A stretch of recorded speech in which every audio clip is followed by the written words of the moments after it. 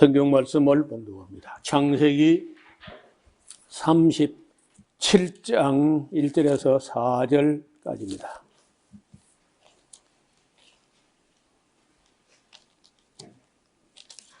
야곱이 가나안 땅 곧 그 아비의 우거하던 땅에 거하였으니 야곱의 약전이 이러하니라. 요셉이 17세의 소년으로서 그 형제와 함께 양을 칠 때에 그 아비의 첩 비라와 실바의 아들들로 더불어 함께 하였더니 그가 그들의 과실을 아비에게 고하더라. 요셉은 노년에 얻은 아들이므로 이스라엘이 여러 아들보다 그를 깊이 사랑하여 위하여 채색옷을 지었더니 그 형들이 아비가 형제들보다 그를 사랑함을 보고 그를 미워하여 그에게 언사가 불평하였더라. 아멘. 우리 창세기를 1장부터 쭉 연속으로 말씀을 나누어 왔는데, 돌아보면은 창세기가 역사책 같은 면이 있지만은 그렇다고 또 역사만 이야기하는 건 아니에요. 여기가 맨 앞에 보면 이제 아담 이야기. 아담 이야기가 이제 창세기 앞부분에 하나의 그 역시 약전 형식으로 짤막하게 기록하고 있습니다. 아담이 930년을 살았는데 짤막하게 이렇게 써놨어요. 이렇게 짤막하게 쓰는 걸 약전, 톨레다 이렇게 히브리어로 말하는데, 그럼 이제 다시 말하면은 맨 앞에 아담의 약전, 노아의 약전, 아브라함의 약전, 이삭의 약전, 야곱의 약전, 오늘 오전에 에서의 약전, 지금 우리는 또 지금 보게 요셉의 약전, 그 다음에 유다의 약전, 이렇게 그 다음에 요셉이 애굽에 가서 이제 있었던 이야기 좀 길게 써져 있는데, 이렇게 아담, 노아, 아브람, 이삭, 야곱, 요셉, 이런 식으로 그 중에 이제 에서하고 유다 이야기가 곁갈래로 나갔지만은 그걸 언급하지 않을 수 없다 해서 이제 이런 그 짤막한 약전 이야기 덩어리를 이렇게 어디서 이 창세기 기자가 어떤 자료를 모았어요. 그리고 그걸 쭉 이렇게 연결해 놓은 그런 형식으로 기록됐다는 거예요. 그래서 이런 이야기 덩어리, 그러니까 그걸 뭐 굉장히 세밀하게 쓴 게 아니고 2307년 정도의 긴 이야기를 80페이지 안에다가 이 아담, 노아, 아브람, 이삭, 야곱, 요셉, 유다, 에서까지 8명의 약전 형식으로 이야기 덩어리를 구설처럼 이렇게 쭉 엮어놨다는 거예요. 그래서 책을 읽을 때, 언제, 어디서 누가 어떤 식으로 책을 썼는가, 또 어떤 목적으로 책을 썼는가, 이제 이런 것을 살펴가면서 읽어야 돼요. 그래야 이왕에 읽는 책의 의미를 바르게 인식을 할 수 있다는 거죠. 오늘 이제 요셉 이야기는 뭐 여러분 교회 다닌 이후로 가장 많이 들었을 것 같아요. 창세기 이야기 중에 아마도 아브라함 이야기하고 요셉 이야기를 제일 많이 들었지 않겠나 그래 싶습니다. 그런데 요셉 이야기를 하지만은 이 요셉 이야기라고 하는 이야기는 따로 요셉 이야기가 별개로 기록된 게 아니고 야곱 이야기를 하는 중에 나온 이야기 또 작은 덩어리예요. 그 다음에 이제 유다 이야기도 유다만의 이야기가 아니라 역시 야곱 이야기에 속한 이야기라는 거예요. 그렇게 두고 여기 보면 야곱이 가나안 땅 그 아비의 우거하던 땅에 거하였으니, 이런 이제 브엘셰바나 헤브론 그런 지역에 아마 살았습니다. 그래서 야곱의 약전이 일어나고 또 약전 이야기 나옵니다. 약전, 간략한 톨레도, 족보, 계보 이렇게도 번역될 수 있는 말입니다. 그 야곱의 톨레도시 이러하다. 해놓고는 야곱이 약전이라고 해놓고 무슨 얘기를 하냐? 요셉이 17세라고 이야기를 해요. 그래서 실제 주인공은 야곱이지만은 야곱이라는 사람 아들이 이제 요셉이 어떻게 되느냐?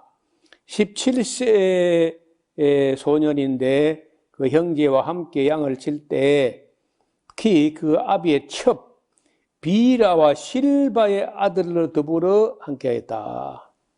그러니까 야곱의 양을 치는데 양은 야곱의 양이야. 그런데 그 12아들이 함께 다 모여 있어가지고 양을 치는 게 아니고,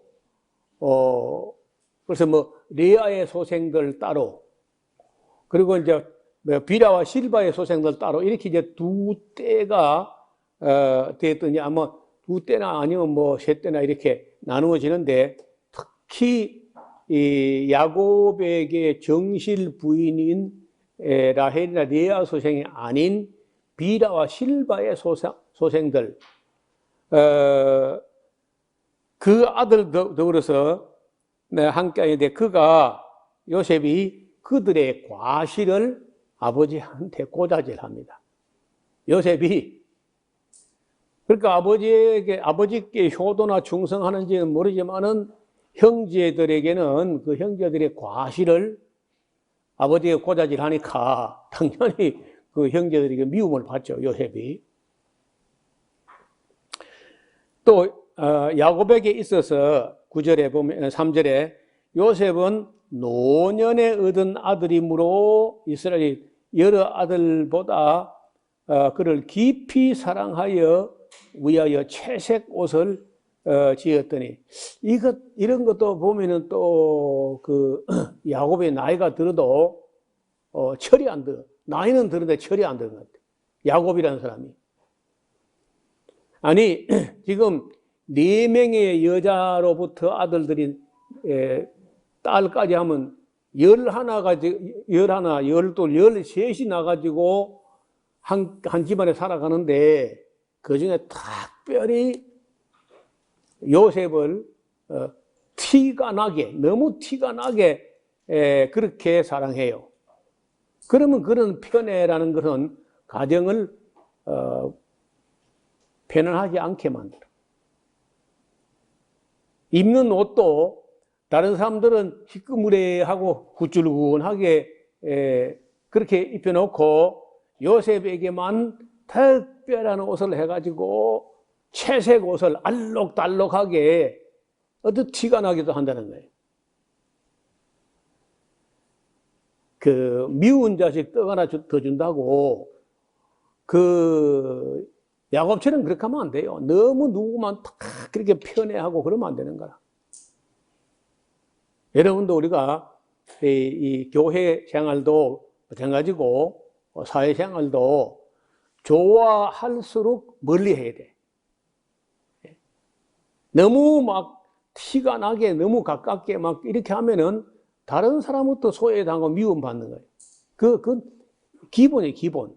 그래서 저는 뭐 여러분을 사랑하고 좋아하고 하지만은 그 누구도 특별히 가까이 하지도 않고 특별히 멀리 하지도 않고 그러니까 많은 사람들이 나를 보고 자기에게는 관심이 없다 이렇게 생각한다는 거예요. 내가 잘하고 있는가 보다. 누구에게 막 특별한 관심을 보이고 이렇게 한다는 건 잘하는 게 아니라는 거예요. 그리고 뭐 또 편을 갈라가지고 패를 갈라가지고 그것도 잘못되는 거예요. 여기 지금 야곱이 요셉하고 베냐민만 그 예쁘던 아내 라헬 소생이라 해가지고 아끼고 노년에 얻었다고 해서 또 아끼고 예미가 없다 해가지고 또 그 마음이 더 가고 뭐 그럴 수 있잖아요. 내 생각에는 자기 어머니, 엄마 그 라헬을 닮아서 또 준수했을 수 있어요, 얼굴이. 그러면 또 거기 또 마음이 들어가. 그러니까 인간적으로 하면은 뭐 그거 이해는 할 수 있는데 문제는 로 샬롬이라. 그렇게 하면 집안이 안 편안해. 뻔하잖아요. 자, 3절에 요셉은 노년에 얻은 아들이므로 이스라엘이 여러 아들들보다 그를 깊이 사랑하여 위하여 채색 옷을 지어 입었다. 알록달록하게 표가 나고 티가 나는 거다. 그건 잘하는 거 아니라는 거예요. 그 형들이 아비가 형제들보다 그를 더 사랑함을 보고 그를 미워하여 그에게 은사가 불평하였더라. 그 말 속에 벌써 그 요셉 보고 하는 말이나 이런 말 속에 형님들 말 속에 요셉을 미워하는 은사가 빼어 있다는 거예요. 근데 이런 거 보면요. 성경이 어떻게 이렇게 진솔하게 기록됐을까? 뻔하잖아요. 자, 이런 야곱이라는 사람이 그래 그릇이 크지 못해. 넉넉하고 좀 푸근하고 모든 사람을 모든 아들 함께 미워 사랑할수록 그렇게 이제 조금 이렇게 티 안 나게 은근히 이렇게 해야 되는데 너무 표가 나게 그런 알록달록하게 색동 옷을 지어 입히고 하니까 더 요셉이 또 더 미움받을 짓을 하는데 해봐요. 5절에 요셉이 꿈을 꾸고 자기 형들에게 구하며 그들이 그를 더욱 미워하였더라. 밉다니까 더해 또. 요셉이 그들에게 이르되 청컨대 나의 꿈을 들으시오. 우리가 밭에서 곡식을 묵더니 내 단은 일어서고 당신들의 단은 형님들의 단은 내 단을 둘러서 절하서이다. 아주 밥상머리에서 밥맛 떨어지는 또 그런 꿈 얘기한다는 거예요. 그 형들이 그 얘기를 했대. 네가 그러면 참으로 우리 왕이 되겠느냐? 참으로 우리를 다스리게 되겠느냐? 하고 그 꿈과 그 말을 그를 더욱 미워했으니까 계속 지금 하는 짓이 요셉 미움받을 소리를 하고 그렇게 한다는 거예요. 여러분 그 젊은 날에 여러분 무슨 꿈을 꿨어요?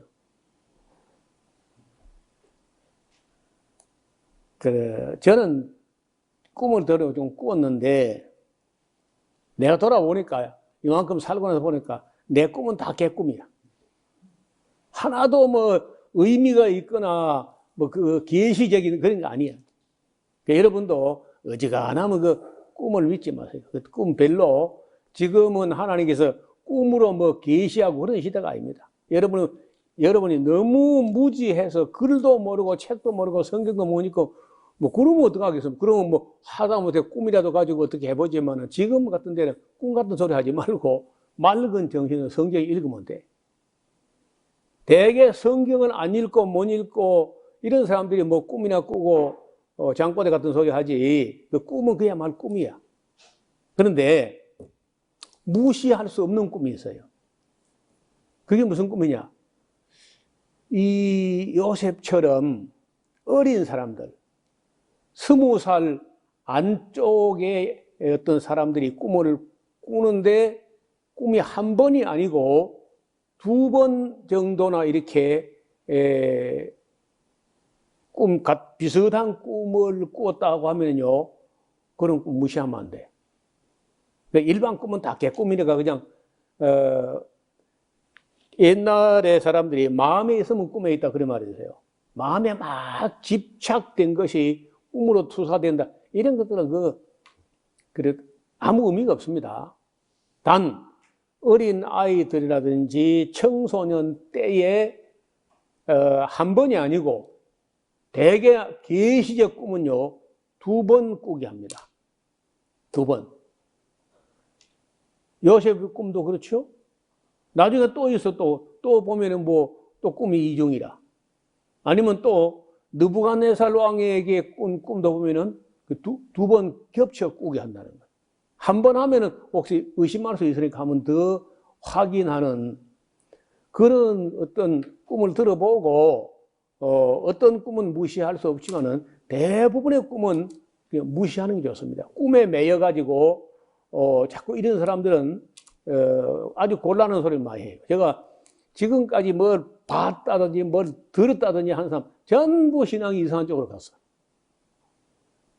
저 자신도 이런저런 꿈을 꾸지만은 별로 의미가 없어요.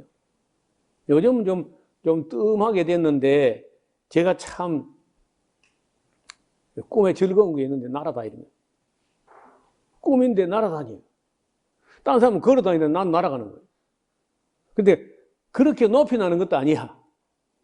많이 높아봐야 땅에서부터 한 50m? 50m 잘 안 될 거야. 그 정도 떠서 이렇게 슉 날아가는데 기분이 되게 좋아요. 그 내가 하도 여러 번 꿨기 때문에 이게 혹시 내가 유체 이탈 아닌가? 내 꿈꾸는 그 시간에 내 영혼이 내 몸에서 빠져나와가지고 잠깐 날아다닌 거 아닌가? 은근히 그런 걱정이 되더라니까. 하도 자주 꾸니까. 그래서, 그래도 기분이 좋아요. 날아보면요. 야, 나중에 우리가 신령한 몸이 돼가지고 부활한 후에, 그 시공을 초월할 정도로 우주를 나른다면 신나는 일이다. 근데 제가 꿈에서 나르는데 속도가 좀 그래. 속도가 내가 봐도 답답해. 좀 더 빨랐으면 좋겠는데 안타까울 정도로 속도가 좀 느려요. 그런 꿈, 그게 무슨 의미가, 자주 꾸는 꿈인데 의미가 없고, 그 다음에 또 어떤 꿈은요, 우주선이 되게 미국 거야. 한국 하늘을 가로질러 나르는데 꼭 보면 우리 집 근방 와서 떨어져. 그래서 한두 번이 아니고 여러 번 꿨는데 한 번은 얼마나 크냐. 하늘 이 끝에 저 끝에 꽉 찼어요. 그 우주선 바닥이. 너무 큰 거야. 그런 꿈이 있고, 그 다음 세 번째 많은 꿈이 뭐냐. 내가 군대 또 갔어, 또 전장. 군대 갔다 왔는데 또 간 거야. 그래가지고 이 면사무소 이놈의 새끼들 내가 하면서, 내가 군대 생활할 때 나는 그래도 뭐 딴 사람보다는 고생을 그렇게 많이 한 편이 아닌데, 그래도 많이 각인되어 있는 거야. 군대 생활에. 하여튼 군에 가가지고 또 내가 5106-6366 내가 군번도 딱 있는데 내가 왜 또 군대 또 왔냐. 내가 군대에 새로운 꿈을 아마 내가 한 10번 좀 꾸지 않았겠다. 오전에 말씀드린 꼬를 못 빼가지고 또 쩔쩔 매는 뭐 그런 꿈. 그러니까 그 대개 보면은 내 꿈은 개꿈이야. 내가 꾼 꿈은 하나도 뭐 어떤 의미를 둘 만한 그런 꿈이 별로 없다는 거예요. 반면에 청소년들이 무슨 꿈을 꿨다면 우리가 그거 무시하면 안 돼요. 사리가 다 스스로 분별하지 못할 그런 나이에 꿈을 꿨을 때, 여기 사무엘이나 다니엘이나 이런 사람들이 꿈을 꾸면 그것도 두 번 꿨다 그러면요, 들어봐야 돼요. 뭐 그런 거 있어요, 다니엘? 없어요? 예. 수년 전에 들은 얘기인데, 이란 사람들이 말이에요, 이란 사람들이 꿈에 예수님을 만나가지고 예수님 믿게 됐다. 그런 사람이 한둘이 아니고 무더기로 막 나온다는 거예요. 이란 사회에서는 선교사가 활동이 안 돼요. 전혀. 근데 거기도 이란 사람들 중에서도 하나님 택한 백성이 있을 거야. 근데 거기에 선교사가 도무지 일할 수 없는 어떤 그런 환경에서 굉장한 예수님 꿈을 꾸고 그리고 와서 간증을 하면서 교회 나와서 신앙생활을 시작했다 뭐 그런 얘기가 꽤 규모 있게 막 들려온 적이 있어요.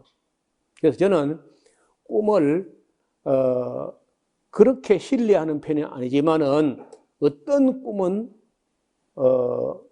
예사로 생각하면 안 되고 어떤 꿈은 그 생각해 볼 만한 그런 꿈도 있다는 거예요. 그 요셉 같은 사람의 꿈은 형님들 되게 기분 나쁘게 했지만은 나중에 보면 그게 꿈이 다 이루어지잖아요. 그 여기 이제 문제는 그 꿈 때문에 형님들이 미워했다는 거예요. 또 9절에 보면 요셉이 또 다시 꿈을 꾸고 그 형들에게 고하여 가로되 내가 또 꿈을 꾼적 해와 달과 11별이 내게 절하더이다. 아까 그 형님들이라는 사람이 그럼 네가 그럼 우리 전체 왕이 되겠느냐? 이러면 그 형님들이 그 꿈을 해석한 거야. 그럼 네가 왕이 되고 우리는 뭐 신하가 되겠네? 짜식 뭐 그 형님들이 대충 들어도 해석을 했다는 거죠. 그 다음에 또 다시 꿈을 꾸니까 해와 달과 11별이 내게 내 별 보고 절하더이다 하니까 10절에 그가 그 꿈으로 부형에게 고함에 아비가 그를 꾸짖고 그에 이르되 너의 그 꿈이 뭐야 그럼? 나와 그럼 네 어머니와 그 네 형제들이 참으로 가서 땅에 엎드려 너한테 절하겠네 그러면 그렇게 해석을 잘 하잖아요. 꿈보다 해석이라고. 꿈도 꿈이지만은 이게 지금 아무가 들어도 해석이 될 만한 그런 꿈을 요셉이 2번 꿨고 겹쳐 꾸었고 어려서 17살 때 꿨다는 거예요. 이런 꿈은 무시하면 안 돼요. 다시 말하면 어린 시절에 젊은 시절에 꿈을 꿨는데 2번 연거푸 꿨다 할 때는 혹 계시적인 꿈일 수 있다는 거예요. 저는 지금도 만약에 20살 안쪽에 어떤 사람들이 계시적인 꿈을 2번씩이나 겹쳐 꿨다고 하면은 생각해 볼 여지가 있다는 거예요. 근데 그런 정도만 제가 꿈을 신뢰하고 그 외에 뭐 일반적으로 꾼 거는 너무 매이지 않는 게 좋습니다. 자, 11절 그 형들은 시기 그 꿈 때문에 미워하되 그 아비는 그 말을 마음에 두었더라. 뭔가 몽조가 있다. 뭔가 그 꿈이 어떤 징조를 가진 꿈이다라고 인식을 했다는 거예요. 자, 그 형들이 세겜에 가서 아비 양을 칠 때, 세겜하고 부엘셰바나 헤브론하고 거리가 상당히 멉니다.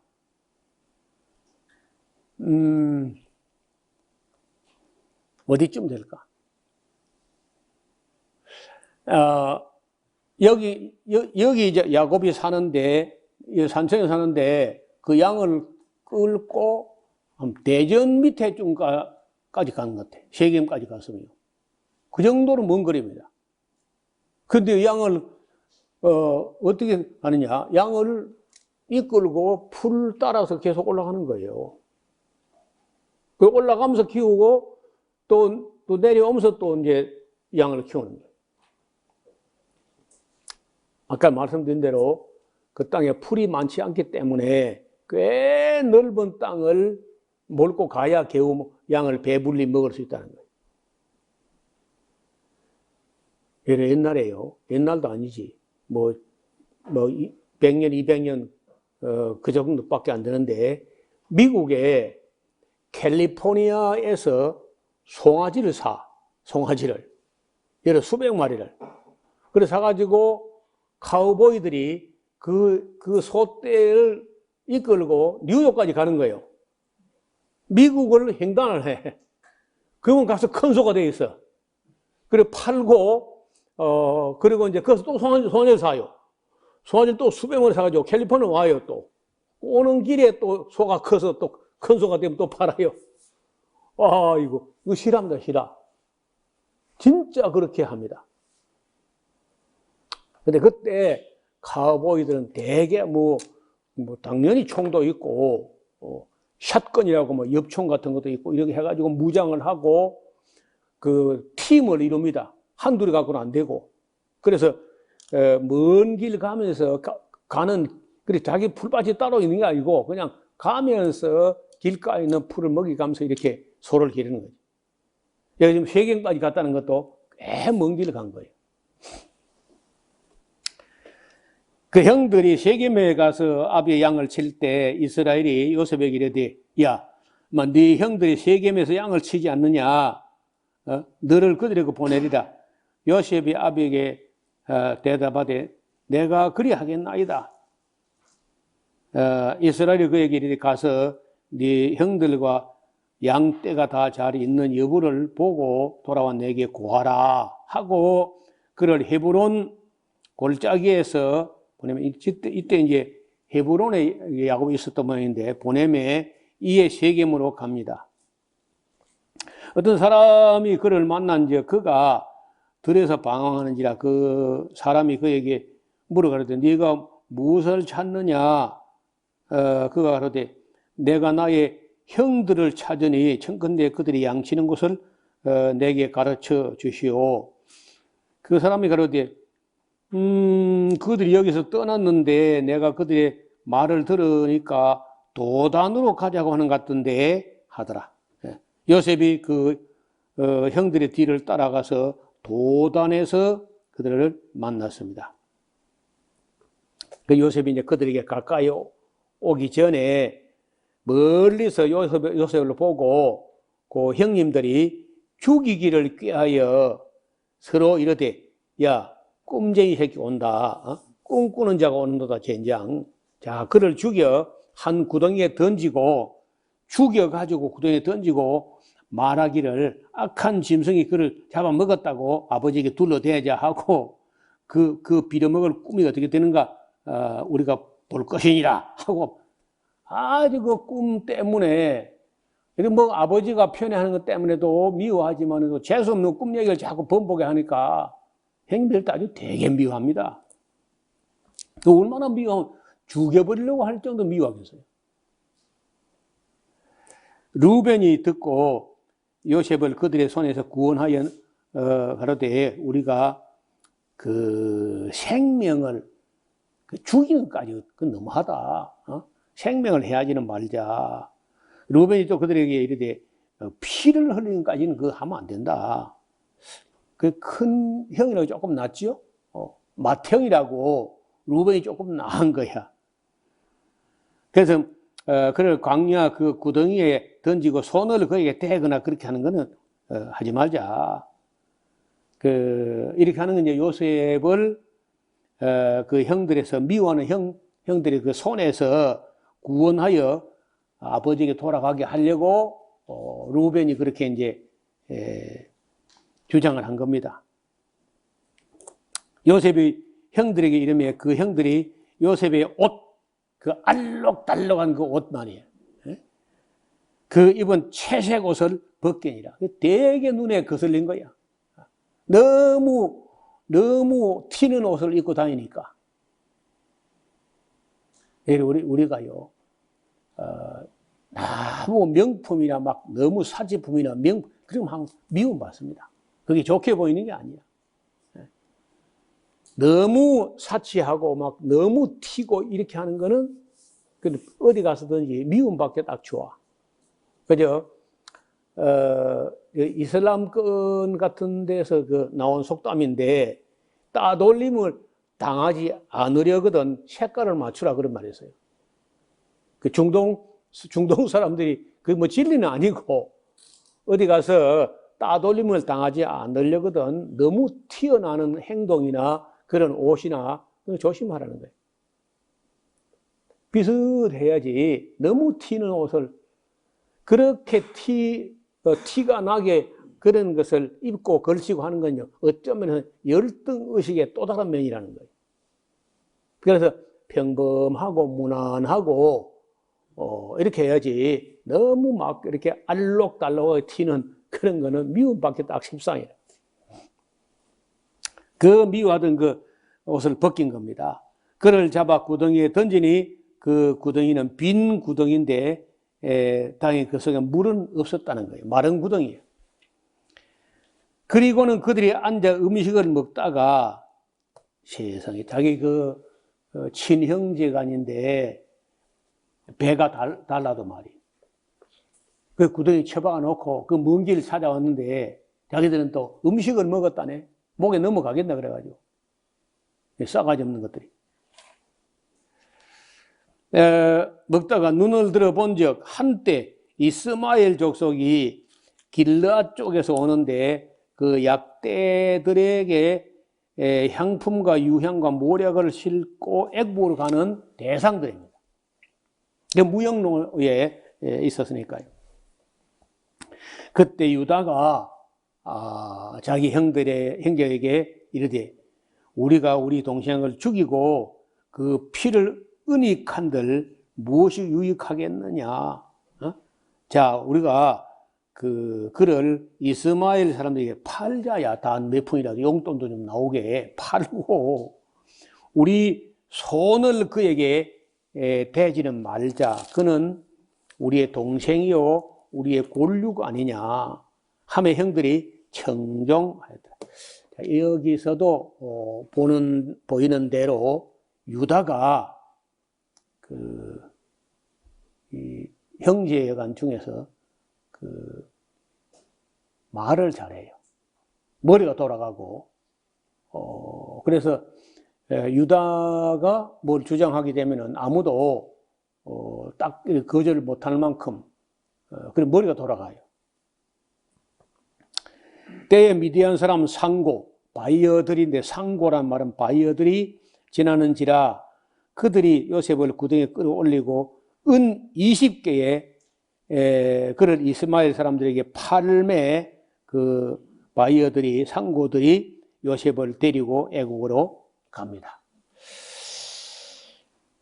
루벤이 양떼를 살펴러 나갔다가 돌아보니까 구덩이에 요셉이 없거든요. 루벤이 돌아서 구덩이에 이르러 본 적 거기 요셉이 없는지라 옷을 찢고 아우들에게 와서 그러되 아이가 없도다. 나는 어디로 갈까? 그래 그들이 요셉의 옷, 그 색동옷, 알록달록한 그 색동옷을 취하고 수염소를 잡아가지고 피를 그 옷에 묻혀가지고 적시고 그 채색 옷을 보내 그 아베기로 가져다가 이르기를 우리가 이것을 얻었는데 아버지의 아들의 옷인가 아닌가 보소서. 아버지의 아들에게 미친놈이지. 지 동생이지 왜 아버지의 아들이야. 나쁜 놈들. 하매 아비가 그것을 알아보고 가로되 내 아들의 옷이라 악한 짐승이 그를 먹었도다. 요셉이 정녕 찢겼도다 하고 자기 옷을 찢고 굵은 배로 허리를 묶고 오래도록 그 아들을 위하여 애통하니 그 모든 자녀가 위로하되 그가 그 위로를 받지 아니하며 가로되 내가 슬퍼하며 음부에 내려 아들에게로 가리라 하고 그 아비가 그를 위하여 울었더라. 그리고 미디안 사람들은 애굽에서 바로의 신하 시위대장 보디발에게 요셉을 팔았더라. 그러니까 그 상품이 상당히 좋아요. 상품이 극상품이라 노예치고는 대체 젊다는 거야. 늙어가면 값이 안 나가요. 젊어야 돼, 노예는. 그리고 건강해. 그래도 준수하다고. 그러니까 이런 정도 되면은 요셉 같은 노예 상품은 아마도 노예 상품 중에서는 극상품에 해당하고 보니까 애굽의 왕실의 경호실장, 시위대장 보디발 집에 팔려갔다는 거예요. 자, 이런 것들은 다 보기에 누가 봐도 그 불행이죠. 아버지가 요셉을 편애한 것도 불행이고 또 뭐 꿈을 꾼 것 때문에 더 미움받는 것도 언론 볼 때 불행 같아. 그리고 또 거기 가서 먼 길 찾아가는데 형님들이 구덩이에 처박은 것도 불행이고 또 그 팔려서 애굽에 간 것도 불행이고 다 불행이야. 전부 다 그 불행과 우여곡절 파란만장들이 다 정말 견디기 어려운 그런 건데 이것이 나중에 이제 보면은 그런 모든 과정들이 꿈이 이루어져가는 과정이라는 거예요. 결론이 아니고 그런 불행한 사건들이 그 결론이 아니고 과정이었다. 여러분 우리가 이런저런 살아가다가 어려움을 당할 때 이 겪는 일들이 그게 다 결론이라고 하면요 어려울 때마다 좌절할 거야. 그런데 이게 결론이 아니고 과정이다 하면 생각이 달라진다는 거예요. 이 사건을 통해서 우리가 또 어떤 성장과 성숙으로 나아가는가. 이 일들을 통해서 우리는 또 무엇을 얻고 무엇을 배우게 되고 무엇을 깨닫게 될 것인가. 이런 일들을 계속 이 어려울 때마다 하나님은 미쁘시고 의로우사 감당치 못할 시험 당함을 허락지 아니하시고 또 시험 당할 즈음에 피할 길을 내실 뿐 아니라 모든 것이 합력하여 선을 이루실 테니까 오늘 이 어려움도 결론이 아니고 과정이라는 거예요. 과정은요 잘 통과해야 돼.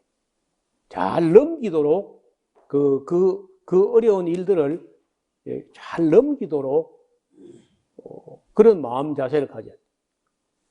여러분 우리가 아무 어려움도 없고 아무 슬픔도 아무 괴로움도 아무 고난도 아무 역경도 없이 맨날 그저 갯날만 계속되면요 좋을 것 같으지만은 1년 365일 다 맑은 날만 계속되면요 온 세상이 사막으로 변해버린다는 거예요. 때로는 비가 오고 바람이 불고 어떤 시인이 그런 쓴 시가 있죠. 흔들리지 않고 피는 꽃이 있으랴. 이런저런 바람에 흔들리고 휘둘리고 하지만은 그러나 꽃을 피우고 또 열매를 맺는다는 거예요. 자, 요셉의 일생은 이래 보면은 어떤 면에서 예수님의 그림자가 보인다는 거예요. 그 형제들에게 팔리는데 그 파는데 또 유다가 앞장서 예수님도 유다가 팔았잖아요. 가룟 유다가. 그런데 그 팔린 게 불행이 아니고 그리고 뭐 가서 나중에 누명을 쓰고 뭐 옥에까지 들어가고 하지만은 나중에 바로 왕의 우편에 예수님이 팔렸지만은 하나님의 권능의 우편에 앉게 된 것처럼 요셉도 바로 왕의 권자의 우편에 앉게 된다는 거예요. 그래서 이런 이야기가 아마 성경에 그 기승전결이라고 하는 그 소설의 기본 형식을 따르는 그런 이야기 중에 몇 편이 있는데 그 중에 한 편이 이 요셉 이야기예요. 그 이야기 발단 승 어떻게 이어나다가 어떻게 역전 반전 꿈 하나 해석해가지고 감옥에서 바로 총리 자리까지 이렇게 반전돼가지고 그러니까 기승 정획 뒤집어서 결을 이렇게 가는데 그 형식을 그대로 따르는데 이를테면 이제 이 요셉 이야기 그 다음에 이제 에스더서 이야기 또는 그 룻 이야기 이런 이야기가 전부 다 소설 형식을 따르는 기승전결의 틀을 그대로 따르는 그런 모습을 보인다는 거예요. 그래서 아마 대표적인 이야기가 요셉 이야기가 아니겠나. 또 이건 신뢰하니까요. 그래서 우리도 세상을 살아갈 때 가능하면은 가정이 화평하게 되도록 특별히 뭐 가정뿐 아니라 교회 안에서도 너무 어떤 사람만 이렇게 편애하거나 서로가 누구도 막 너무 가까이 하거나 이런 건 너무 멀리 하거나 그건 곤란해요. 적당한 거리에 두고 함께 원만한 그런 사랑이 필요하다는 거예요. 자, 이렇게까지 하면 이제 요셉 이야기가 또 계속되면 될 텐데, 계속되지 않고, 갑자기 38장에 유다 이야기가 나오는데, 왜 유다 이야기가 나오느냐? 이랬습니다. 유다가 요셉을 애굽에 팔아 넘기는데 앞장을 섰잖아요. 그래, 동생을 팔아 넘기는데 앞장을 섰던 유다의 꼬라지가 그 뒤에 뭐 잘 됐는가 보라는 거예요. 어떻게 됐는가 보라. 그런 의미에서 요셉 이야기를 하다가 그 요셉 팔아먹는데 앞장을 서 유다는 그 뒤에 어떻게 됐을까 하는 이야기로 써놨다는 거예요. 그래서 이런 이야기를 엮어갈 때 아까 보면 창세기가 8개의 약전, 아담 이야기, 노아 이야기, 아브라함 이야기, 이삭 이야기, 그리고 에서 이야기, 뭐 야곱 이야기, 요셉 이야기, 뭐 유다 이야기 이렇게 8개 그 톨레다 약전들이 쭉 이렇게 구설 게임처럼 엮어져 있는데 큰 흐름을 볼 때 요셉 이야기를 하면서 갑자기 카메라를 유다에게로 돌려서 그렇게 요셉 팔아먹는데 앞장섰던 유다는 그럼 어떻게 됐을까 하는 걸 우리가 궁금해 할 수 있잖아요. 바로 딱 보여준다고. 그 이제 38장에 보여주고 그리고는 다시 이제 그러면 요셉 애굽으로 팔려간 또 요셉은 어떻게 됐을까? 또 카메라를 다시 이제 메인 카메라가 요셉을 비춘다는 거예요. 이런 식으로 이야기를 엮어 갔다는 거죠. 여러분 집에서 38장, 39장, 40장 뭐 해봐야 뭐 남은 게 12장 정도 남았으니까 읽어 오시면은 다음 시간에 같이 나누도록 하겠습니다. 하나님 아버지, 오늘 하나님의 사람 요셉이 젊은 날에 미래에 이루어질 꿈을 꾸고 그 꿈 때문에 형님들부터 미움을 받게 되고 애굽으로 팔려가기까지 했지만은 그러나 이 모든 것이 합력하여 선을 이루시는 하나님의 섭리 가운데 있었음을 우리에게 보여주었습니다. 우리는 그 이후에 유다가 또 어떻게 됐는지도 잘 살펴서 이 진솔한 역사가 기록하여 남긴 교훈을 우리 마음에 새길 수 있게 도와주옵소서. 예수님 이름으로 기도드리옵나이다. 아멘.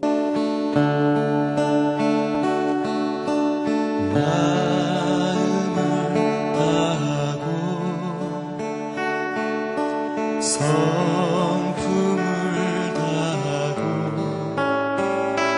힘을 다하여서 여호와를 사랑하라. 내게 준 계명을 마음에 새기고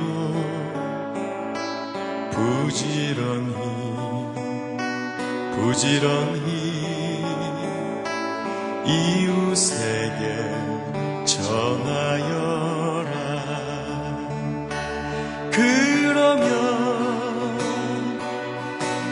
내가 짓지 않은 큰 집을 주리라. 내가 심지 않은 과실을 먹게 하리라.